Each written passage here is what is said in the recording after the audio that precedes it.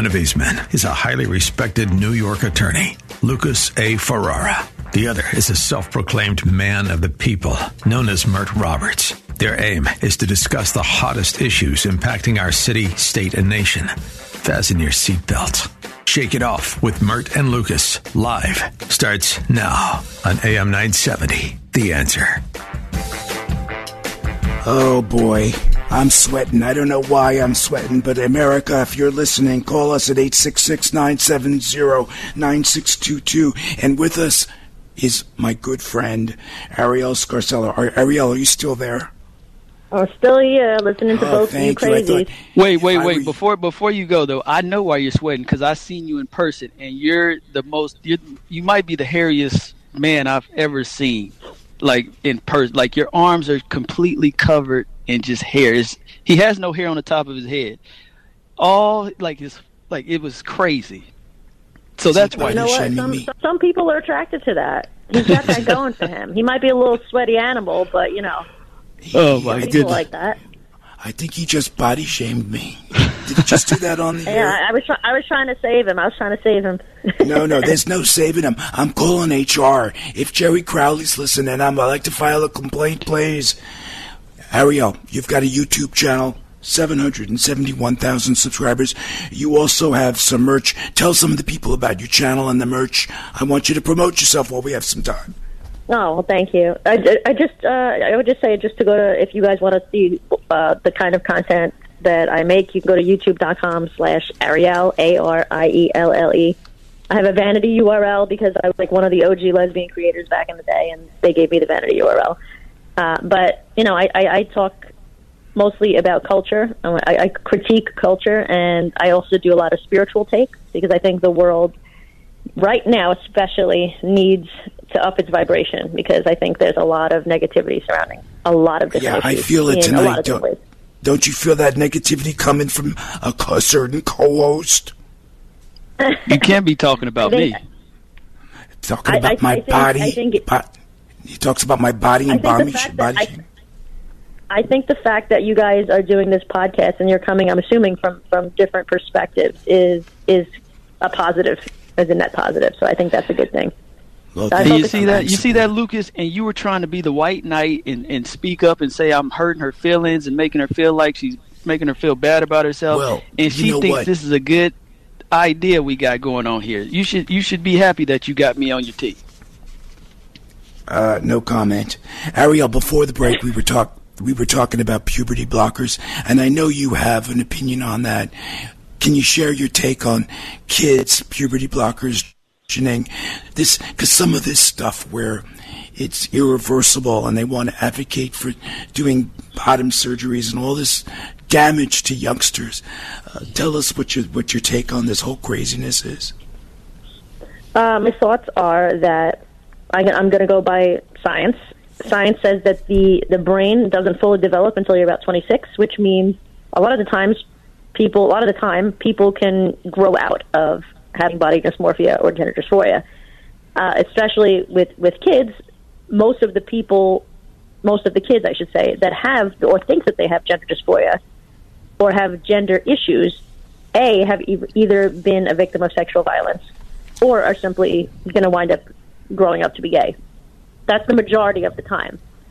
The 0.03%, I believe, of people that will say transgender and have gender dysphoria throughout is another issue entirely.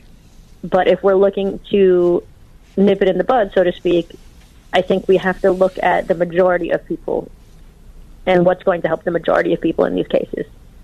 And that's that either they wind up being gay, they're sexual trauma abuse survivors, or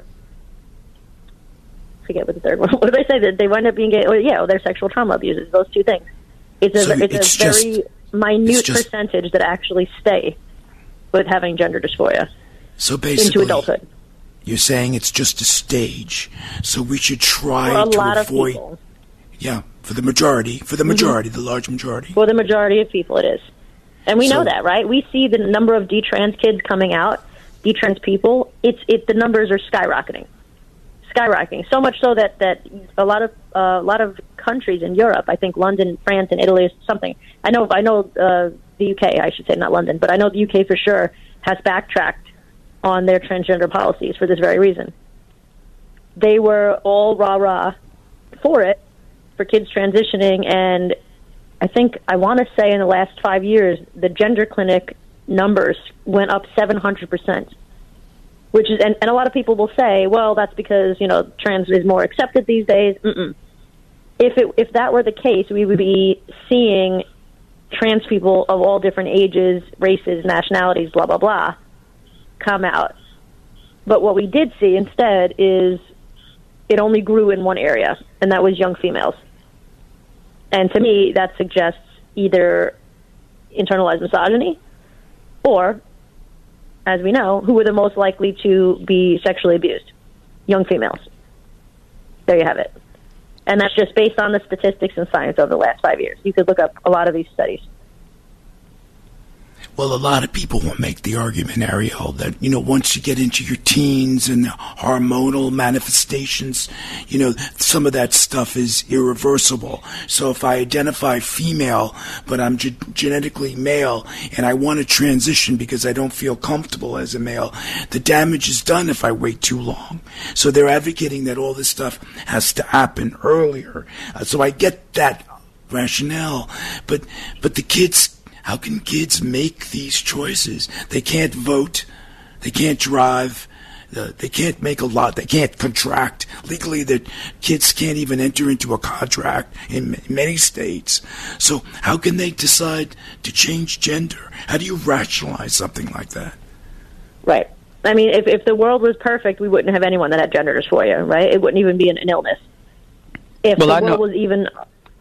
I know how to answer that. Go ahead, finish. I'll let you finish. Sorry about that, interrupting. No, I was just going to say, if the world was even a little bit better, maybe there would be some kind of scan, a brain scan or something, that we could do on kids to see if they did indeed have it, and we would know for sure if they would not grow out of it. But even then, it becomes a consent issue. Maybe they have gender dysphoria, but as a kid or an adult, they might not have wanted to go through with that. So that becomes a consent issue as well, not just a health issue. And talking about consent, Ariel, they want to take this information, this choice, away from the parents. I mean, what's your view on that? That's a big issue too. I think if you are a parent and you are responsible for your child, you are responsible for your child. Saying that a child cannot consent to sex means that a child cannot consent to other adult things. And one of those adult things, in my opinion, would be a complete hormonal reversal in your body.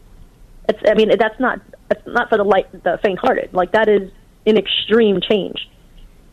I know plenty of trans people, actual transsexual people that tell me. Well, hold on. The tough conversation that really needs to be had is, who has a problem with these kids taking these gender, whatever. What do you call them again? They block your HRT. You could just call it HRT.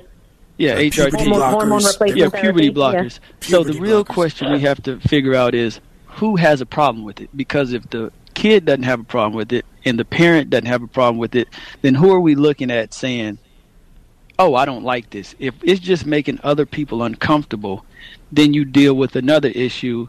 How much control should outside forces have on the decisions a parent and a child make? Because if you think about it, how many kids are growing up and all of a sudden saying, I wish I didn't do this? And then you say, well, how long? Go ahead. Go ahead. No, I was going to say, I think there's a big difference between a parent and saying parents' rights, that a parent should, allow their child to dress differently, versus having them completely change their societal sex, versus, on that same level, I would say, saying that a parent should be allowed to send their kid off for a child marriage. Two of those things are adult-like. One of them is not. So that's. But who does it hurt? Who does it hurt a child? Hold on a second. You know what the Mert. You know what the problem is. Let me get this out. Let me interject, Mert. You know what my problem with this is? You gave an example. Well, if the child wants it and the parent wants it, what's the problem? There are a lot of crazy parents And I've seen case studies, I've seen videos where all of a sudden every child that this lady has, she's got 3 kids, all of them are transgender. What is the likelihood of that? How willing are you to start adopting children who come from crazy parents? So before you go down that route, how likely that before this you go lady down has that path, 3 kids? How likely, Mert, is it that this lady has 3 kids and all 3 of them decide to be transgender? You don't think that the parent is somehow influencing that too, and that maybe the kids are not exercising independent choice? I think that is probably the problem. I know you have a hard time hearing sometimes. Let me ask you again. Who is going to take care of those kids from these crazy parents? Who's going to go in and say, "Liz, are you for stripping these kids away from their parents and giving this tax money to taking care of these kids? Because if you're going to take them away from the parents, then you create another responsibility for the government. Now the government has to go in and make an assessment on the conversation. Actually, I think the conversation is, what do we consider an adult decision versus a decision that parents should make? I agree. That's the actual conversation. Because if the adult says my kid wants this, so I'm gonna give it to him, that's the adult making the decision and allowing the kid to do that. So that's the adult decision right there. But I also think that's wrong in certain cases, right? Because the adult, technically, what you're saying is, well, if the adult and the child wants it, it should be allowed. That's your logic, right? No. Right. I'm asking a question. Let her finish, Mert. Let her finish, please. You keep interrupting. Can you stop being the white knight here? She can handle herself. Alex, I'm going to ask you to turn his mic off if he doesn't stop. Did you want to finish the point, Ariel? You were going to make a point. The point. No. The point is, what is considered adult versus child, right? What we have to draw a line somewhere.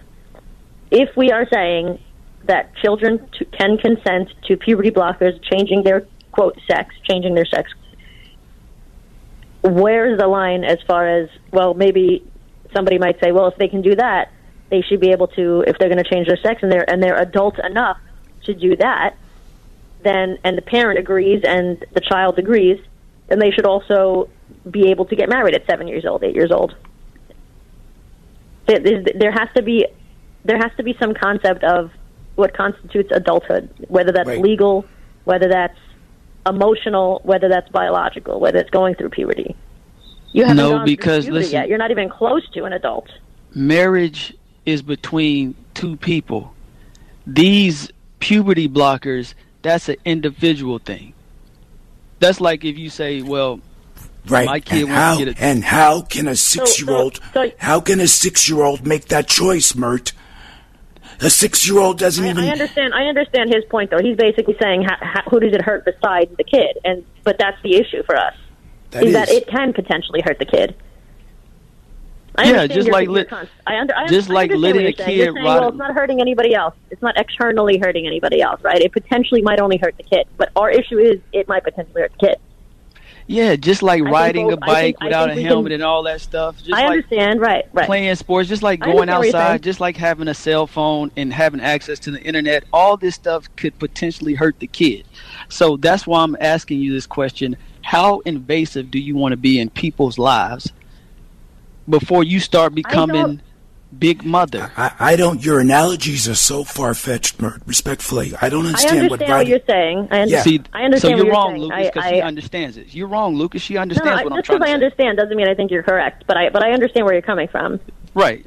You're wrong, Lucas. Yeah, I understand where you're. Can she finish your statement, please? Can she finish your statement?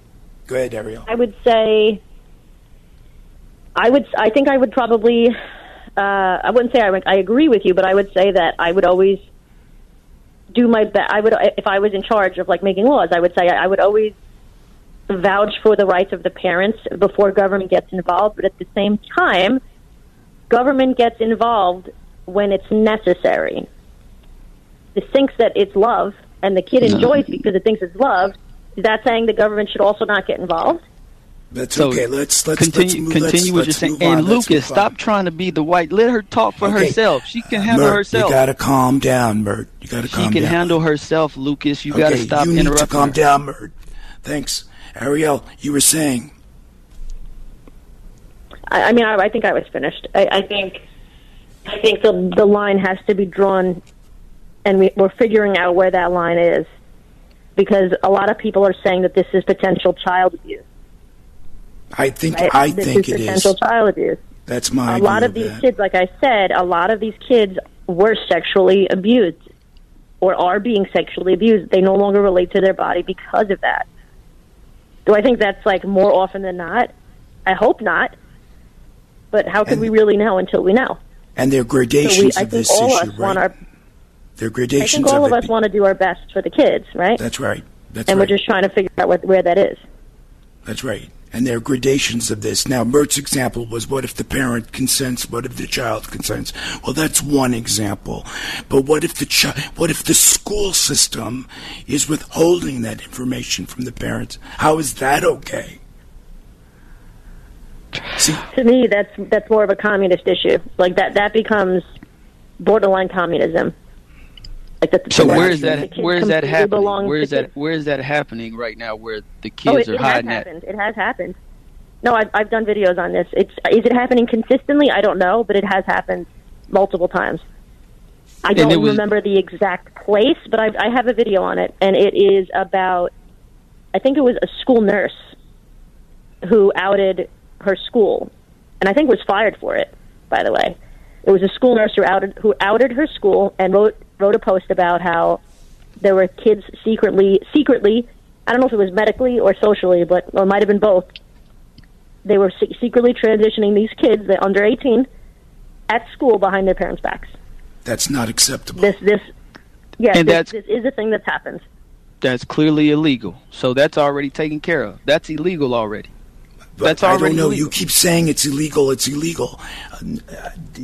There are these gray areas. Okay, if it were illegal, people would be going to jail, Mert. And I think what's wrong, I think we can all agree in this conversation, it's wrong for strangers to decide what's best for my kid. You were just saying, though, that it's wrong for the parents to give their kids this stuff, though. Well, so that's I personally agree. I think it's bad judgment call. If you want my opinion, to say it's okay for little Johnny to remove his penis, that becomes irreversible. There are consequences for these puberty blockers. There are consequences for these therapies that are irreversible and can cause long-term damage. And I think Ariel made a great point.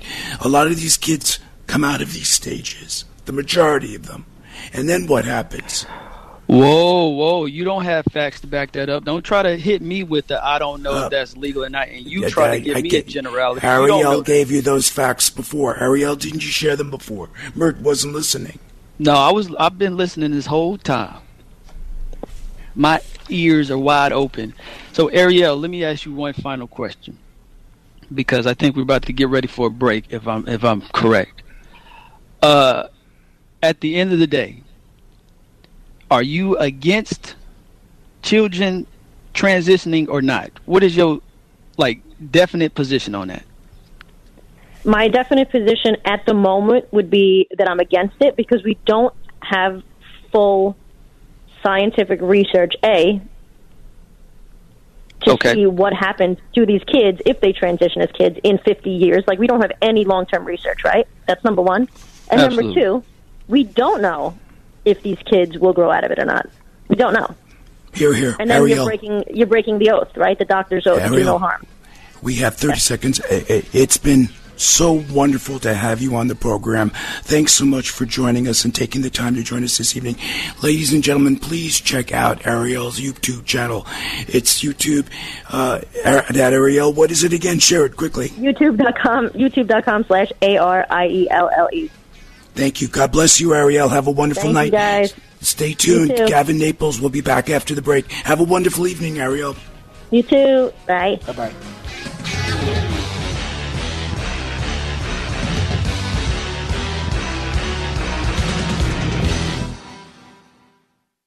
They're Trump's most diehard fans in the front row at every Trump rally. You had to love the United States of America. You had to support Mr. Donald Trump's re-election. Trump's Front Row Joes is the new 2-part documentary offering the first inside look at the men and women standing shoulder to shoulder with Trump in the greatest political movement in American history. The kind of basis for all the rallies, there's like dead fans.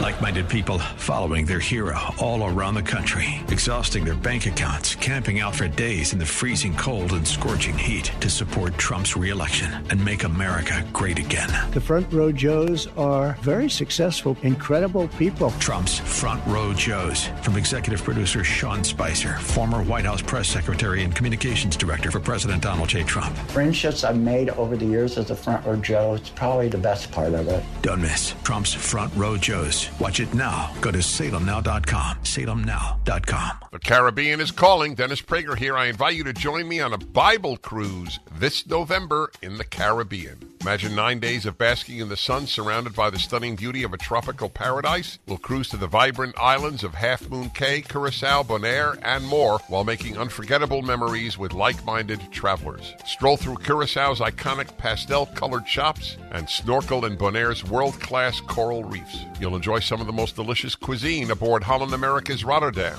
a fantastic destination itself with riveting shows and spectacular views. This experience is more than a vacation. It's a chance to participate in profound discussions. The fresh insights I will share with you about the books of the Bible and current events should energize and challenge you. Mark your calendars, November 29th to December 8th, 2024. Learn more and secure your spot on this once-in-a-lifetime adventure by calling 855-565-5519 or booking online at PragerBibleCruise.com. Hey folks, Larry Elder here. You've probably been hearing me endorse Y-Refi for some time now, and yes, it's true. I invest my own money with them. What makes Y-Refi so different from other investments? Let's quickly break it down. Y-Refi offers a secured, collateralized portfolio with a strong fixed rate of return up to 10.25%. There is no attack on your principal if you ever need your money back, and you are in control. You can let your investment compound daily or take income, whatever you choose. There are absolutely no fees, and an investment in Y-Refi is an investment in America's future. Simply call 888-Y-REFI24.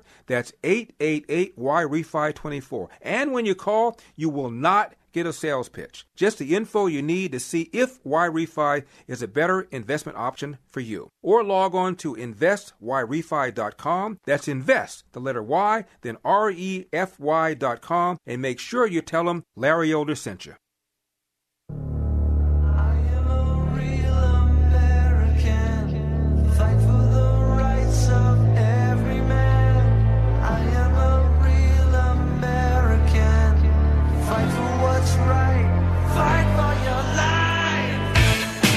Welcome back to Shake It Off with Mert and Lucas, live on AM 970, The Answer. I don't know about you, but I think I'm going to need a stiff drink after this show. Oh, boy. Welcome back. Shake It Up Live. Shake It Off Live. Next, joining us is a good friend, Gavin Naples. He's a New York lawyer and real estate broker, serves as vice president at Tunnel to Towers Foundation, which supports first responders and the catastrophically injured service members. Gavin's going to talk about his organization's great work. Gavin, are you there? I am, Lucas. Great to hear from you. Welcome to the show, but did you hear the fireworks before you came on? Oh, my God. I did. I'm not going to opine on those, but once again, you failed to introduce me, your good friend, Lucas. You're supposed to introduce me to your friends so we can all become friends. You keep forgetting that. You keep not doing that. So can you introduce me to Mr. I'm going to try. I'm going to try to forget you. The whole point of this is trying to forget you. We're supposed to be good friends. God. Wait till I call the station. Gavin, this is my co-host, Mert Roberts. He's been acting up It's nice to meet you. I'm glad you're on, Mr. Naples, because it's a wonderful thing that you're a part of. I really, really appreciate the work you're doing. So it's good that you're on, and it's good to meet you. Thank you. Hey, call me Gavin. Very nice to meet you, Mert. Gavin, 35,000 homeless veterans are in the street every night. And those numbers I got from the VA website, and I would imagine that that number is grossly underreported. So can you give us some insight what you're doing to try to address the homelessness and get assistance to service members? Come on, walk us through. Absolutely. So the Tunnel to Towers Foundation began in the wake of the 9/11 terrorist attacks on New York City. Firefighter Steven Siller was a Brooklyn firefighter who was off duty that morning. He was going to play golf with his brothers. He heard that the South Tower had been hit by the plane, so he drove his car to the base of the Brooklyn Battery Tunnel, connecting Lower Brooklyn and Lower Manhattan. It was closed to vehicular traffic that day, obviously because of security concerns. So he got out of his car, he put 60 pounds of gear on his back, and he ran nearly 4 miles through the underground tunnel into the South Tower, and his body was never recovered. He died that day saving others. From that sacrifice, his brothers and sisters got around the kitchen table and said that they needed to honor what he did, the incredible sacrifice that he gave for our country and our city. And nearly 20-plus years later, they've grown from that kitchen table into nearly a $500 million organization annually, one of the most respected nonprofits in the nation that gives 95 cents of every dollar away to our programs. We've provided 1,200 mortgage-free homes to catastrophically injured service members, the families of fallen first responders, Gold Star families, police officers, firefighters, EMT workers that get killed in the line of duty. We pay off their mortgages and provide new homes to them. But just about 2.5 years ago, our board and our CEO determined we weren't doing enough for our nation's heroes, and so we began our new homeless veteran program. And that seeks to eradicate homelessness amongst veterans nationwide. You're correct that the VA admits that there are 35,000 veterans that are experiencing chronic homelessness. However, that number is tremendously higher. There's a lot of veterans that don't fall into that quote-unquote chronically homeless category, and we anticipate the number to be, probably in excess of 50,000. So a tremendous problem, obviously, real large numbers. But what we've done in a very tight time frame, my team has developed a two-pronged model. The first is we are going throughout the nation where the rates of homelessness are highest, large metro areas as you'd expect, and we are acquiring hospitality properties, former hotels, completely gut renovating them and providing permanent housing and wraparound supportive services for our veterans. We're also developing on raw land permanent apartment complexes for veterans and villages of comfort homes. So if you know tiny homes, these are twice the size comfort homes, about 525 square foot units on concrete pads hooked up to utilities, single-family homes for an older class of veteran that may have a little bit more trouble assimilating back into the community, like your Vietnam War veterans, but are still looking for a place of comfort and dignity and having access to services. So it's very high-quality permanent housing that we're providing, but it's always coupled with 24/7 wraparound supportive services. So behavioral health, case management, PTSD training, mental health, employment training, entitlements assistance, legal advocacy, cooking classes, art classes, music therapy. It's a litany of services that occur on site. We have about 12 projects in various stages of development throughout the nation: Houston, Texas, Atlanta, Georgia, Florida, Buffalo, New York, Toms River, New Jersey, Denver, Colorado, Las Vegas, California, many, many more to come, South Carolina, North Carolina. And we're going to these large metro areas to triage the problem. However, outside of these large metro areas, you have 75% of America. So the second prong of our program is our national case management network. And that is anywhere in the nation where a veteran or their family are struggling with homelessness or experiencing homelessness currently. We have an internal team that we've developed with case managers, employment specialists, housing coordinators, behavioral health coordinators that onboard these veterans. We provide them direct financial assistance to get them housed in their area no matter where they are. And then we work with over 1,000 different organizations nationwide to give them that supportive service help on a more remote basis. So if there's a veteran with 3 children sleeping in a car in North Dakota, and it's unlikely we'll ever build a full-scale village there just because of the remoteness of it, or Arkansas or Louisiana or wherever it is, we have the ability to help them that same day, get them housed in their area, and then we have attorneys in North Dakota, PTSD clinics in North Dakota, employment opportunities in North Dakota, entitlements assistance in North Dakota, to give them that wraparound services so that we can help every veteran, no matter their location. We'll provide housing assistance, access to services to over 5,000 veterans this year, 3,500 last year, and that number is just going to grow exponentially as we continue through our veterans villages and expand our case management. So there's a lot going on, but we need the help of the American public to do it, and we're very excited about where this program is going to go because we will get to functional zero nationally. Now, Gavin, can I ask him a question? And I want to be very delicate. You don't have to answer this if it'll cause some problems, but can you share what is it that you guys are getting right that the government is getting wrong? Because I hear a lot of complaints about the VA and how they treat the veterans. So is there anything you can say or speak on that you guys are getting right that the government is getting wrong?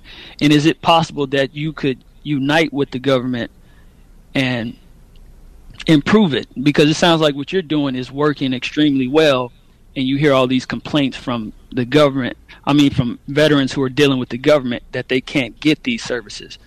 Can you go into that? Absolutely. It's a great question. And we do work with the VA and with government.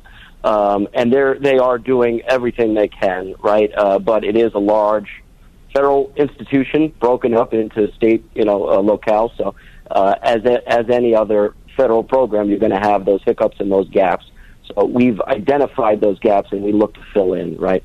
There are a lot of transitional programs that exist throughout the nation, and that is a federally funded program for a veteran experiencing homelessness that may exist for 6 months, 9 months, 12 months, and then the funding runs out because that's what the cap is, and then they have to go to another program, and then another program, and then another program. And they're bouncing around in this never-ending cycle, right, of going to different programs, and they're really not addressing the real issue.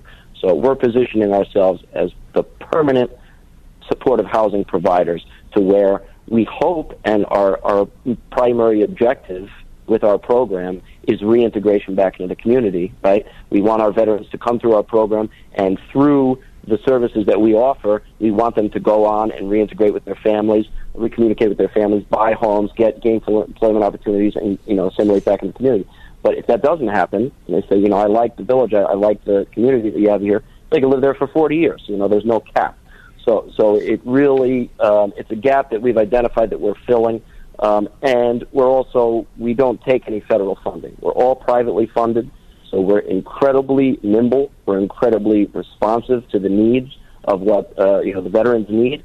And we're not under sort of this federal thumb that can force other things, other projects into dissolution, where you're just always solely reliant upon federal funding and worried about that next tranche of funding. These are all privately funded deals, and that allows us to, spend a lot more time on the qualitative nature of what occurs. Gavin, how do veterans get the assistance? For those that are listening and they may know of someone who could use help, how does a veteran benefit from your service? So you go to t2t.org. We have our intake procedures there, our program requirements, but people reach out to us through many different means. We have the VA all over the nation that reaches out to us, different organizations that we work with that reach out to us, again, through our case management network. If there's a veteran in North Dakota or wherever it is, we may rely on other organizations to help us out with that case, and in turn they'll come back and say, we really love what you guys did. We're working with 15 other veterans. Can you assist with those as well? And it's a collaborative effort, right? There are large, medium, and small organizations, federal and private, that are working to eradicate veteran homelessness. And the Tunnel to Towers Foundation can't do it alone. The VA can't do it alone. The federal government can't do it alone, and none of these organizations can do it alone. But what we're trying to create, what we have been developing, is this interconnected web of sharing resources and best practices and organizations so that everyone can be working towards the same goal. Hey, Gavin, we have to break, and please stay on for our final segment. But when you come back, I want you to tell us about some of the resistance that you experienced in some communities. Stay tuned. Gavin Naples will be back. Feel like you're trying to push a boulder uphill wearing skates? If you run or manage a local business today, you're challenged like never before. We get it, and we want to help. We're Salem Surround, and when it comes to marketing, consider us your personal move you forward company. In a recent study, we found that 53% of local businesses were classified as novices when it came to designing, implementing, and managing their marketing needs. And that's where Salem Surround truly shines. We're a full-service marketing agency that'll help you increase your customer base by designing incredibly effective plans to reach your consumers day, night, and everywhere they might be. Let us give you an absolutely free audit of your current marketing and what your competition is doing. Our digital sales and support teams are the best in the industry and deliver customized personal service that's second to none. If you're a local business and ready for the next step, Google Salem Surround New York right now. Our experts are ready to help you take your marketing to the next level. Google Salem Surround New York today. The Caribbean is calling. Dennis Prager here. I invite you to join me on a Bible cruise this November in the Caribbean. Imagine 9 days of basking in the sun surrounded by the stunning beauty of a tropical paradise. We'll cruise to the vibrant islands of Half Moon Cay, Curacao, Bonaire, and more while making unforgettable memories with like-minded travelers. Stroll through Curaçao's iconic pastel-colored shops and snorkel in Bonaire's world-class coral reefs. You'll enjoy some of the most delicious cuisine aboard Holland America's Rotterdam, a fantastic destination itself with riveting shows and spectacular views. This experience is more than a vacation. It's a chance to participate in profound discussions. The fresh insights I will share with you about the books of the Bible and current events should energize and challenge you. Mark your calendars, November 29th to December 8th, 2024. Learn more and secure your spot on this once-in-a-lifetime adventure by calling 855-565-5519 or booking online at PragerBibleCruise.com. This is Carol Platt-Liebau for townhall.com. As the press turns on President Biden, a radio show host and her station have parted ways. The host revealed the Biden campaign gave her pre-selected questions, and she asked them. Station leadership said the practice violated the standards of an independent media outlet. But wait a minute. For years, there have been pictures of the cards President Biden holds at press conferences. On them are the reporter's name, affiliation, and their question. Yes, the question has been drafted by the media outlet, not the campaign, but it's been pre-submitted by the outlet and selected by the White House. Certainly no unduly aggressive or embarrassing questions would be chosen, which eliminates the incentive for a reporter to ask them. The entire system was corrupt. If the radio show host deserved to lose her job, so do scores of White House reporters. I'm Carol Platt-Liebau.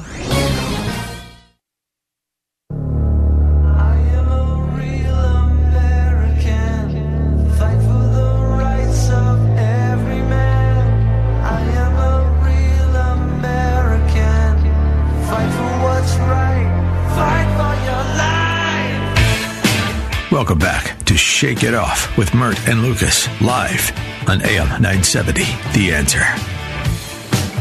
Hey, hello, welcome back. This is Lucas speaking, and with me this evening is my co-host, Mert Roberts, and our special guest is Gavin Naples. Gavin, you were telling me a while back that some communities were very resistant to welcoming veteran communities that you were constructing. Can you share those stories with us and how you surmounted that resistance? Yes, it's not so much that they are against the veteran component. It's really the homeless component, right? You hear the word homeless and you've lost the speaker. You've lost the listener already, right? They're just thinking of their preconceived notions of what they've experienced, homeless to look like for the last 40 years.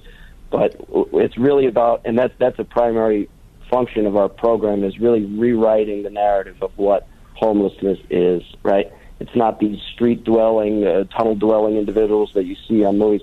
These are people that, first of all, served our country. Many of them were injured for our country, for the freedoms that we, have every day. But these are individuals that just lost their employment opportunity. They just got divorced. They're sleeping on their brother's couch. These are people that need a hand up, not a handout, but a hand up. And what there is initial resistance in some of these communities especially the ones that don't know the track record of Tunnel to Towers or the exceptional nature of what we do provide for our recipients.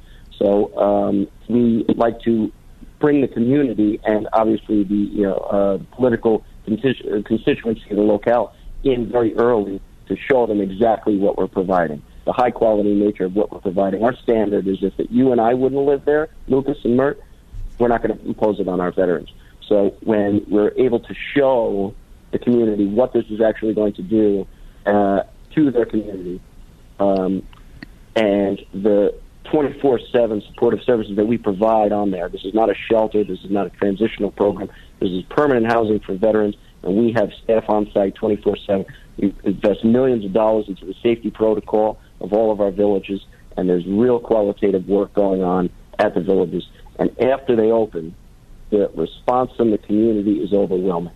People send us Thanksgiving turkeys, Christmas cookies, they make blankets for us, they have make sculptures for us, people bring in food. And that's the beauty of the way we're setting up our villages is we do the meat and potatoes in terms of the case management, the behavioral health, the real, important functions. But those ancillary functions that make a house a home, right, we act as conduits for the community. So people want to come in and do a cooking class for our vets, or someone wants to do an art therapy, or somebody wants to bring in, a facility dog to make it, more of a community for our veterans. We funnel those services all the time. We had in Houston, Texas, we just had a horrible storm over there. Thankfully, everyone was okay. But we had an organization come and take all of our veterans out for ATV rides. They were over the moon. So it really is a way for the communities to get involved and give back once it's open. It's amazing that the concept is a one-stop shop with supportive services as well. I think that's where a lot of governments fail, because it's more than about housing, giving them a roof. It's about psychological services, psychiatry, a whole bunch of medical attention. So these villages are one-stop shop. Is that the concept? Absolutely. We help, obviously, the residents there and then the surrounding communities. Because, they're basically large studio apartments. Everyone has their own bathroom. Everyone has their own kitchen. There's no communal living at all. But on the first floor of the complexes, we build that out for all of our supportive service staff to interact with the veterans. We have multi-purpose rooms, gym rooms, game rooms, clothing rooms, fitness rooms. It really is comprehensive services that occur there. But for the families in these large metros, right, they wouldn't necessarily fit in the village, but we have the ability through our case management network to help them as well throughout, the city. You mean even their families can find assistance as well? Absolutely. That's the second prong of our program. That's really the secret sauce is the families of veterans. If it's a family of five that's experiencing homelessness, they're not going to fit in a traditional SRO, right? But we have the ability to provide them financial assistance to get them housed in 2, 3, 4, 5 bedroom apartments, houses. We do it every day to put them in a comfortable spot, and then we work with them to get their financial benefits that they're entitled to because of their veteran status, so that they can sustain that accommodation. And then we work, once we remove that crisis element, they now have a house.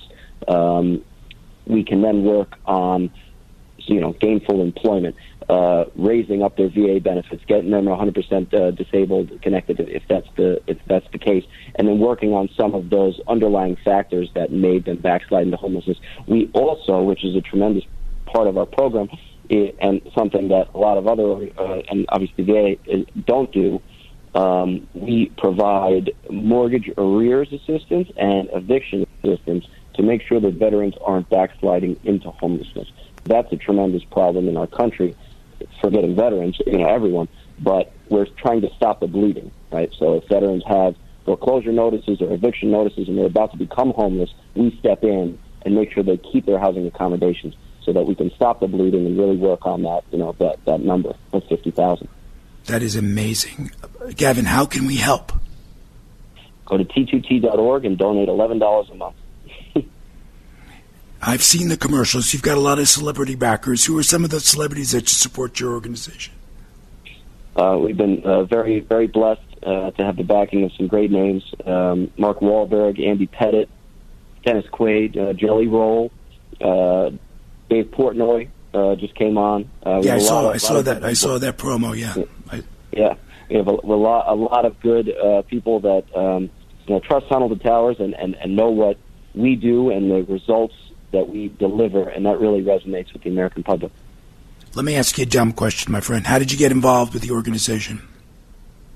I started as a real estate attorney buying land, and I was the 34th hire, and we have over 300 employees now, probably 10x since I began. And this program began, and Frank Siller, our CEO, called me into his office 2.5 years ago on a strip mall in Staten Island. We're incredibly lean. All of our money goes to our programs, 95 cents every dollar. And he said, we're going to eradicate veteran homelessness. And I looked at him for a second. I said, okay, Frank. But he was serious, and everyone there is serious, and we're making a tremendous dent in it. And we will definitely eradicate veteran homelessness.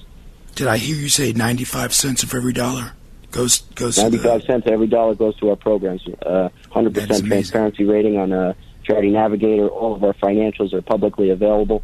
Our CEO is not compensated. One of the highest rated charities for transparency in the nation. Amazing. And you still do real estate brokerage on the side? You're still a lawyer? I do. I have a real estate brokerage as well. I'm still, semi-practicing attorney. But Tunnel to Towers takes up most of my focus now. That is amazing. What's next for you? What do you got? What's next for me? I live in a JetBlue airplane hangar nowadays. So we're just going to all the different communities for the organization? All different cities. But we have many, many more veteran soldiers coming up, and we're just tremendously excited to put them online and develop these relationships further to where we can strengthen this web that we're talking about and get every veteran that needs assistance the assistance they need. Just amazing stuff, Gavin. Thank you so much for joining us this evening. Are there any final words you'd like to share with our listeners before you go?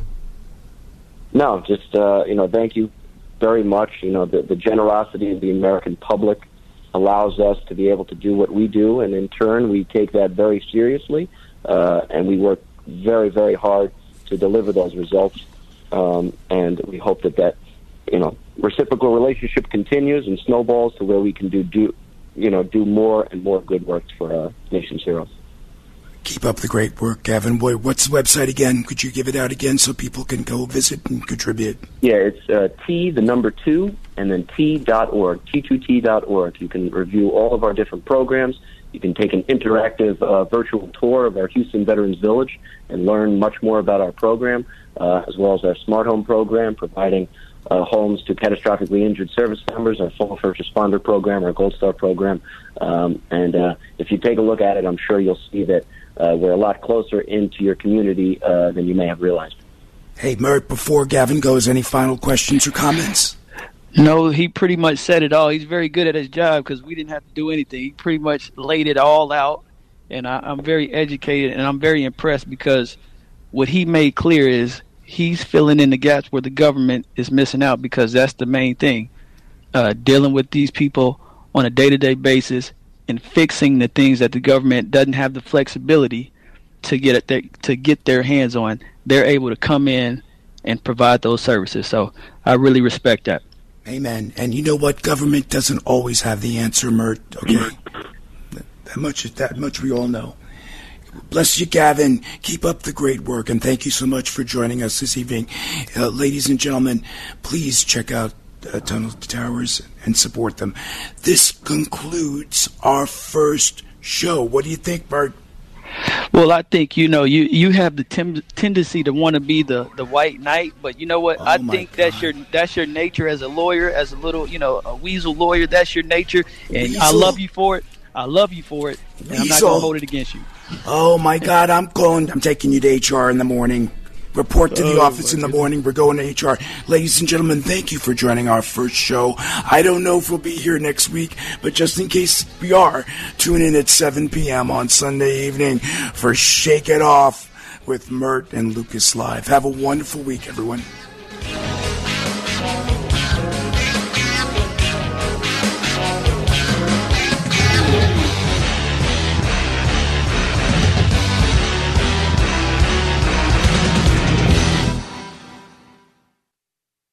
The preceding program is sponsored by Shake It Off Live, LLC.